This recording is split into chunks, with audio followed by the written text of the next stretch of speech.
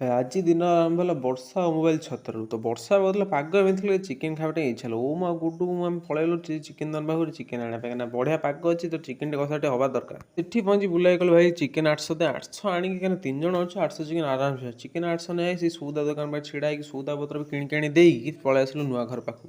ନୂଆ ଘର ପାଖରେ ସବୁ ଜିନିଷ ପତ୍ର ରଖି ଛଡ଼ା ଛଡ଼ି କରିକି ଆଉ ମାମୁଁ କହିଲି ତୁ ଦେଇଦେ ମୋତେ ଜରିରେ ମୁଁ ପୁରେଇନି ବାଟି ବୁଟି ଦେଇକି ଘରକୁ ନେଇକି ପଳେଇ ଆସିବି। ମୁଁ ଚାଲିଗଲି ଶିଳପୁଆ ପାଖକୁ ଶିଳପୁଆରେ ଛେଚି ଛେଚି ଦେଇକି ତାକୁ ଚୁପ୍ତାରେ ବାଟିଥିଲି। ବାଟି ଦେଇକି ପଳେଇ ଆସିଲା ବେଳକୁ ପିଆଜ ତାର କ'ଣ କରୁଥିଲା ବଟାବଟି କରୁଥିଲା। ସେଠୁ କିଛି ସମୟ ଗଲା ପରେ ଗୁଡୁ କହିଲା ମୋତେ ତ ମୁଁ କରୁଛି। ତା ପିଆଜ ଟିକେ ଘଣ୍ଟା ଘଣ୍ଟି କଲା ପରେ ତାପରେ ପୁରା ପାଣି ଫାଣି ଦେଇକି ତାକୁ ଫୁଟେଇ ଫାଟେଇ ଦେଇକି ମସଲା ପୁରା କଷିକି ରେଡ଼ି। ମସଲା କଷା ଚିକେନ୍ ଫିକେନ୍ ମୁଁ ଭିଡ଼ିଓ କରିପାରିଲିନି କାରଣ ଟିକେ ଦୂରକୁ ପଳେଇଥିଲି ଭିଡ଼ିଓ କରିପାରିଲିନି। ତାପରେ ଖାଇବା ପାଇଁ ଟାଇମ୍ ଯେତେବେଳେ ଆସିଲା ପୁରା ଭାତ ଚିକେନ୍ ବାଢ଼ି ଦେଲୁ ପୁରା ଖାଇକି ବଢ଼ିଆ ସେ। ମୁଁ ପୁରା ବାଢ଼ି ସାରିଲା ପରେ ପୁରା ଚିକେନ୍ ଫିକେନ୍ ଖାଇ ଦେଇ ପୁରା ବଢ଼ିଆ ସେ ପୁରା ଆହା ହା ହା କି ଟେଷ୍ଟ ଭାଇ ମୁଁ ସତ କଥା ଏତେ ବଢ଼ିଆ କାଲି ହେଇଥିଲା ଚିକେନ୍ ଯେ ଖାଇ ଦେଇ ସାରିଲା ପରେ ବାସନ ଯେତେ ମୋର ହେଲା ମତେ ମନ ଦୁଃଖ ହେଲା। ଛାଡ଼ ଭିଡ଼ିଓ ଯଦି ଭଲ ଲାଗିଥିବ